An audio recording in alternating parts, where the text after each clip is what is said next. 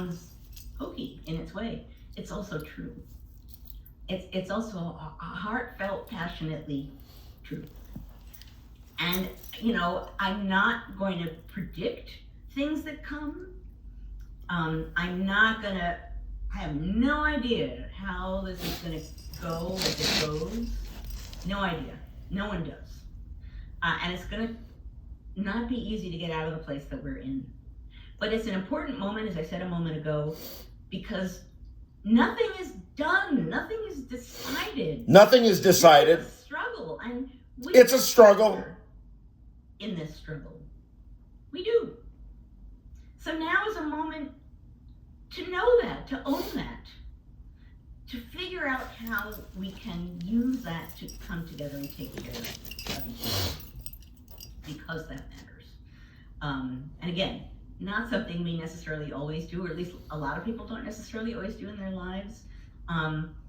It's not such a horrible thing to think about the fact that we all need to be better at coming together. That's something you wouldn't expect to be an outcome of what we're going through right now. But yes, Obi Mom Kenobi, which is a great handle. We are making history. We are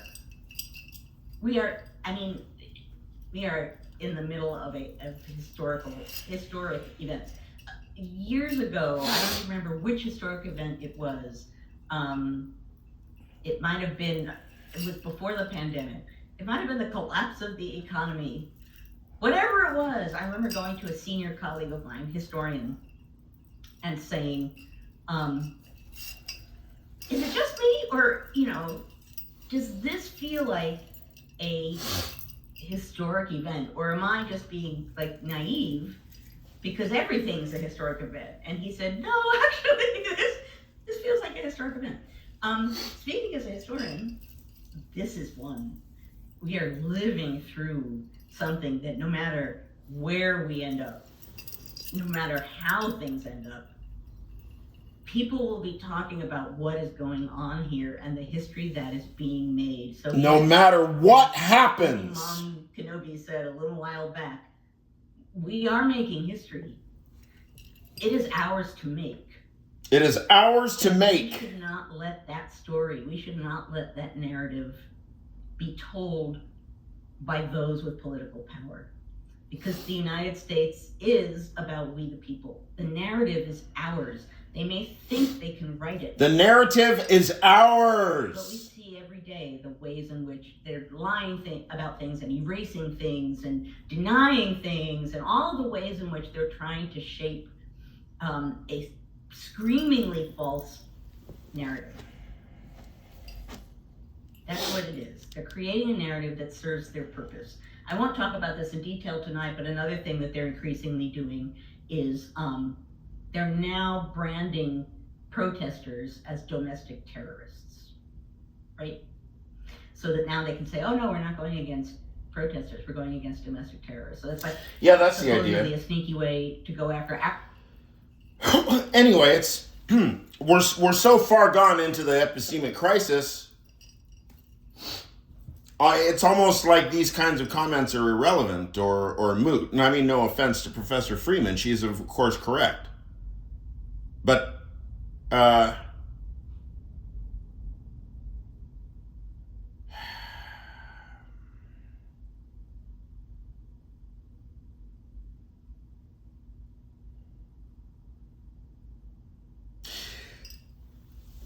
it is interesting, these kinds of words, because these are the words of a megalomaniac.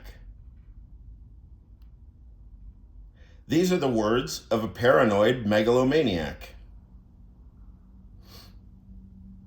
Except Professor Freeman is no such thing. She's simply describing the condition of the society.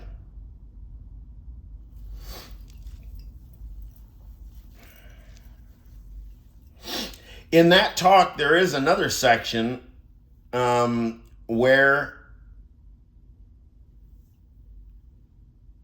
she emphasizes we. It may be at the end. We.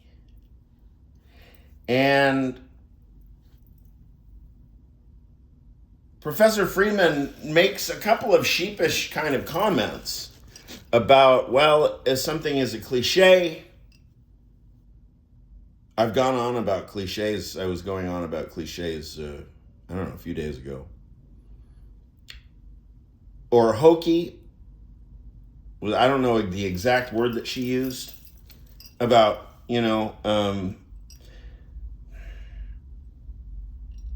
something about taking care of each other, and she's like qualifying it. Like, I know it sounds hokey.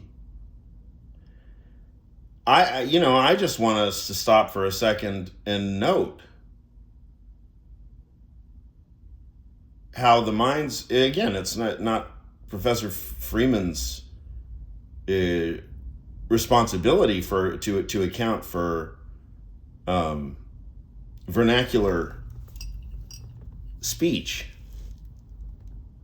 common everyday status quo speech. But don't we find it a bit curious that a statement of wisdom, like, well, I suppose we should take care of each other, immediately has to be qualified by, I know it sounds hokey.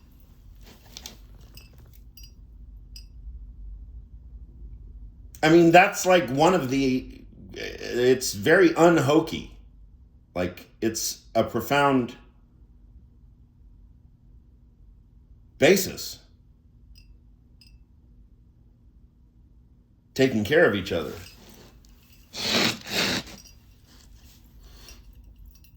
That is a teaching. It's profound wisdom. So what's our problem? That we're not able to take seriously our own cliches. If you make knowledge into a cliche, does it cease being knowledge? Interestingly, you can try this at home. Take your favorite cliche, but describe it euphemistically, and voila, whoever your conversational partner is,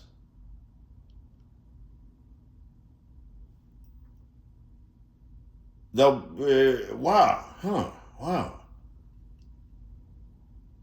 I don't know. We leave it up to your conscience.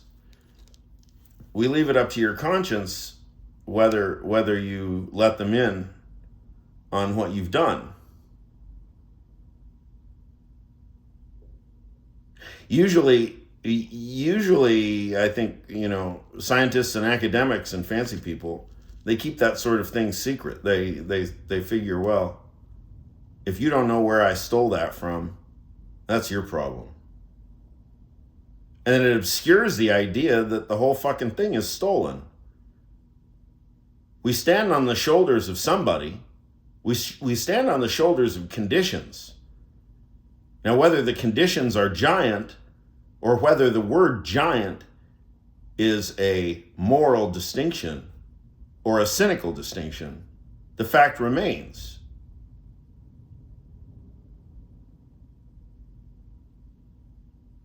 We stand on the shoulders of conditions.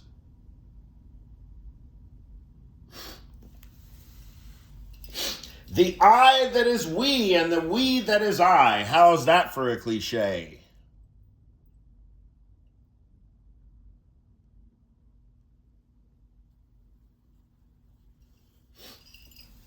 Let's see.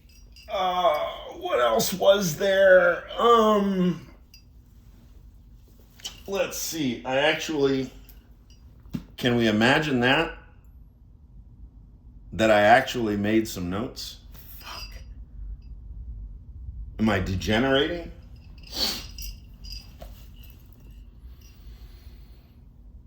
Trump priorities, judges, media, and culture. Well, that's probably good for about 3 hours of talk, right? Judges, media, and culture. All right. Let's start with judges.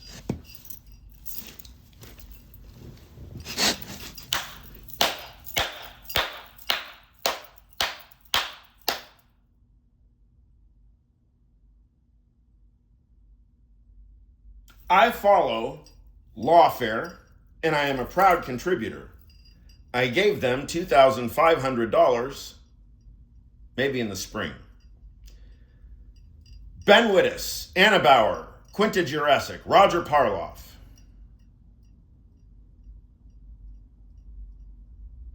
Ben Wittes, Roger Parloff, Quinta Jurecic, Anna Bauer, and some other people, but those are kind of my favorites. Quinta Jurecic is the most badass name, one of the most badass names. And might I add, Quinta Jurecic, and I don't remember if she went to Wellesley. Had to have been. I think it was like, I'm gonna guess it's Wellesley. And I think I remember Quinta Jurecic has a bachelor's degree. And I don't remember what it was in. But I found, and maybe it's on her page on Brookings Institution, wherever her page is, I found her like honors thesis defense for her undergraduate degree. She wrote a paper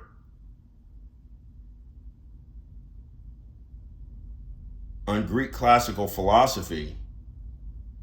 I mean, it was fucking incredible. I mean, the work of an undergrad. I mean, it was gnarly fucking work. Well, if you've got talents like Professor Jurecic,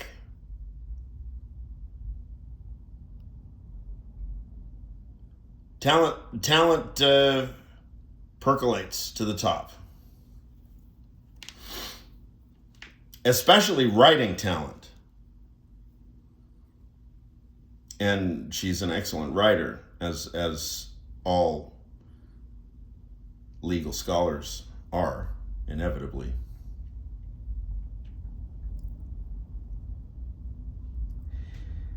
So, the notion of a bulwark is not only a media platform for rhinos and reformed MAGA. In fact, a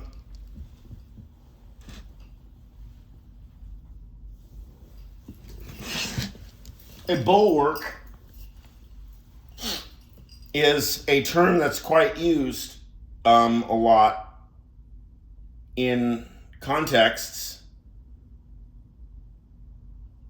A mighty bulwark. I mean, something like that, right? So it's theological and it's political.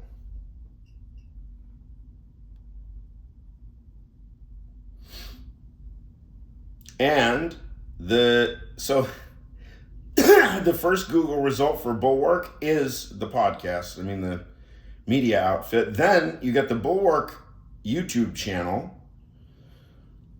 Then Bulwark Construction. Then Bulwark Property Management. Bulwark Protection, FR Clothing and Personal Protective Equipment. Apple Podcasts, the Bulwark Podcast. Wikipedia, the Bulwark website. So the first entire page on Google only has references to the business, the Bulwark, really. I mean, and some other businesses called Bulwark, right? Let's see if page 2 has it.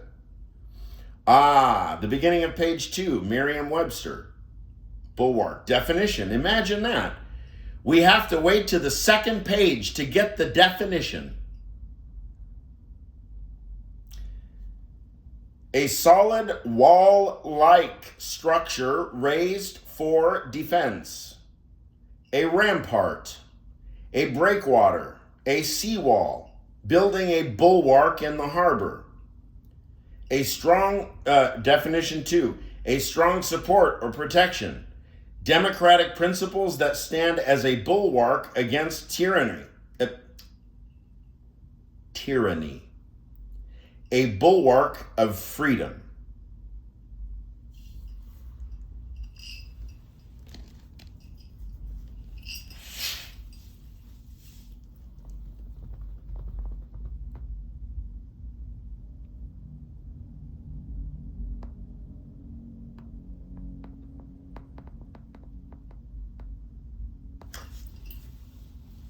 Congress and Senate have abdicated. I mean, they don't exist. Selbstmord, right? They've basically. I mean, look, seppuku and harikiri, or whatever the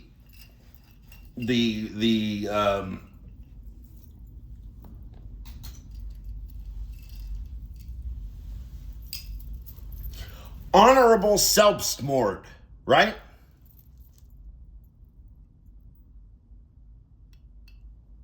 Honorable. That's, I mean, the seppuku is honorable. But the curious self-annihilation that's afoot amongst our Congress is quite impressive, is it not? Because it's undignified. And they literally have already committed suicide, I guess. Metaphorically. Institutional suicide. They've already destroyed the House. House of Representatives and the Senate. It's fucking done. The shame falls first on the legislative branch. Now, judges, a mighty bulwark. Even more impressive bulwark than the Bulwark podcast. Now, there are voices, many, and we see the judgments of judges on a daily basis these days.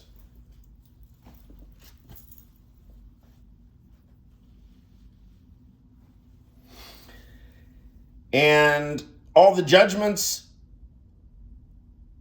for the most part, unless it's who's the famous one, Eileen Cannon or whatever, I don't know. Real, judges that Trump has in his pocket, I don't know how many there are. Most of the judges, and there are many,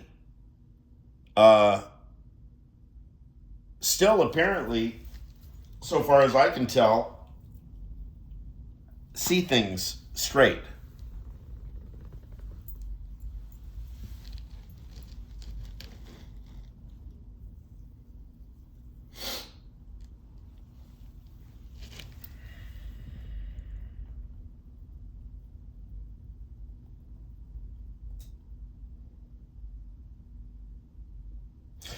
But how difficult will it be for Trump to purge the judges? I mean, just imagine Reagan gets inaugurated and the air traffic controllers strike, or they were on strike, and he just said, "Oh, you're all fired." You don't think he can do that? You don't think he can just tweet out, "Oh, by the way, all the judges are fired in the country. We don't need judges now." I have my own. I have a few. I'll put, we'll have one court, and it's my judges. So that's coming next, I'm sure. I mean, that's all in the works. It's got to be, because it's going to be swift, I would imagine. Or maybe it's very gradual and it's a slow, painful, barely perceptible burn until all the judges are gone. I don't know. But, lawfare people, they know. Lawfare people know. Pay attention to lawfare. Call them something. I mean, they don't respond to me.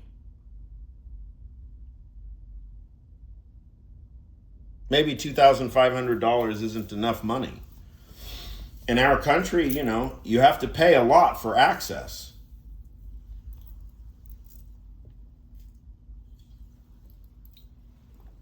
And just because you have money doesn't mean that you can buy it. I've been trying to buy access my whole life. And I have the money to do it.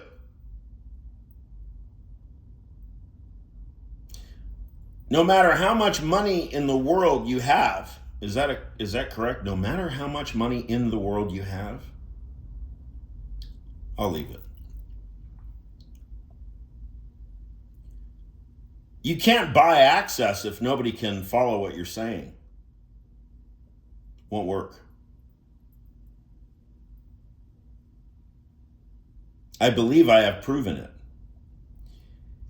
So, what you're seeing right now, and it's a bit counterintuitive, I suppose, the explosion of public activity that you see of mine right now is partly due to the fact that I feel like I've finally established, to my liking or satisfaction, that I indeed am fairly invisible to the world. Discursively. And therefore, my visual shit has to be something. If appearance is all I get to make an impression, I barely just squeeze by as, probably a half weird local guy who seems harmless enough. But who knows what he's all about? Don't investigate. Better not get too close.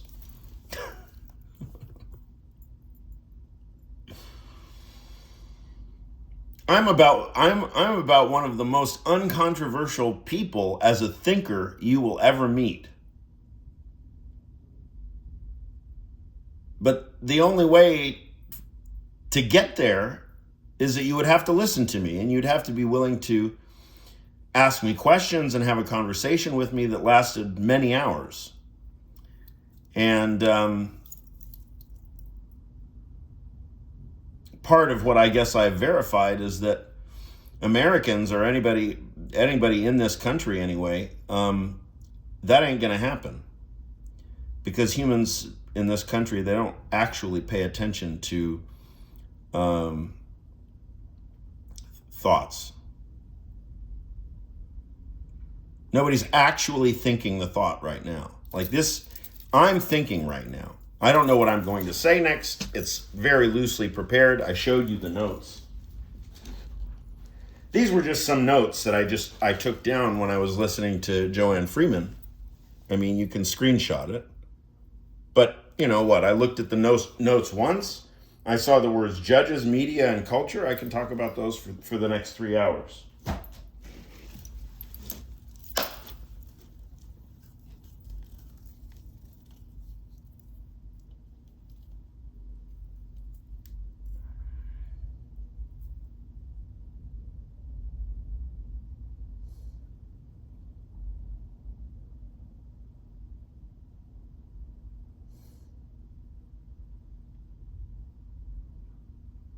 And now from the perspective, I mean, if you keep my description in mind, verify it yourself. I mean, you can, if you're really paying attention to what you're thinking, you can of course just notice it in your own self, and you'll realize, oh my God, I'm not really paying attention to very much. The reason I can say that is because I've been through it all. I know what it's like not to pay attention to something. It happens to me all the time. And every time it happens to me, it makes me feel like a fucking moron. There was one comment on it's literally like the only comment or one of 3 comments or something. And I think it was on Instagram. I get some on there too. And after I had responded to the individual and I had considered what they had said for about half a day, they came back and they pointed something out, a indirect association to what they had said that had gone totally over my head.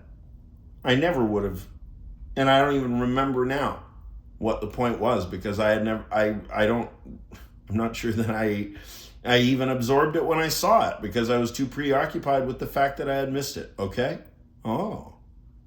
Parecía. Straight talk, do tell.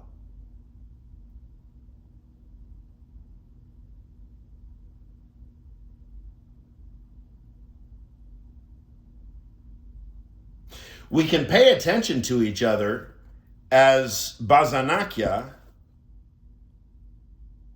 as country, compatriots. We can talk to each other if we're paying attention to each other and listening to each other. Not for 1 minute, not for 2 minutes, not for 5 minutes. For 1 hour or 2 hours or 5 hours. That's thinking. And it just ain't happening in the United States. No matter how many hours of podcast you find, all you will find is everybody just trying to be right. Trying to be right or trying to be clever. Trying to enhance their image, etc. Nobody's talking about anything. Nobody's binding themselves to sentences. There's a lot of work to do, and people keep saying that. Oh, there's going to be a lot of work before we can dig ourselves out of this. Yes. You haven't been working? How many books have you guys published? That's the work. You've been doing the work. But now we have to do it in real time. All those statements that you've been theorizing around about your whole life and writing books about, and academic papers and articles in the New York Review of Books and London Review of Books. Now, all of those fancy ideas have to be put into practice. Now.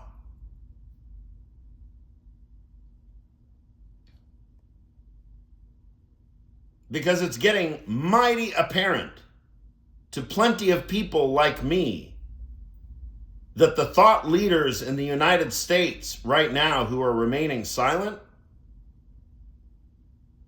have a big moral problem on their hands. You're going to have a big problem with your conscience. 6 months from now, 1 year from now, 2 years, 5 years.